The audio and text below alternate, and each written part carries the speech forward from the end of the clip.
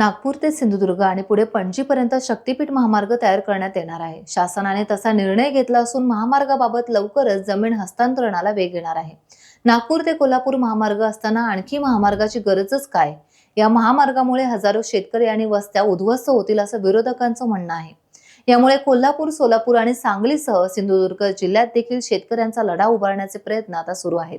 आणि त्यासाठीच आज सावंतवाडी येथे माजी खासदार राजू शेट्टी, शेतकरी नेते संपत देसाई, माजी आमदार वैभव नाईक, सतीश सावंत, डॉक्टर जयेंद्र परुळेकर, संदेश पारकर, बाबूराव धुरी, रुपेश राऊत, इर्शाद शेख आणि इतर मान्यवर उपस्थित होते। विद्रूप करणारा शक्तीपीठ महामार्ग रद्द, कोकणाला विद्रूप करणारा शक्तीपीठ महामार्ग रद्द।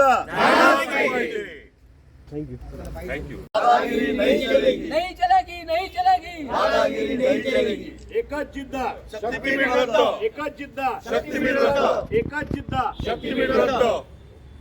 निसर्ग वाचवा, देश वाचवा, निसर्ग वाचवा, देश वाचवा, शेती वाचवा, देश वाचवा, शेती वाचवा, देश वाचवा। शक्तीपीठ महामार्ग रद्द झालाच पाहिजे, शक्तीपीठ महामार्ग रद्द झालाच पाहिजे, शक्तीपीठ महामार्ग रद्द झालाच पाहिजे, अदानीसाठी होणारा शक्तीपीठ महामार्ग रद्द झालाच पाहिजे।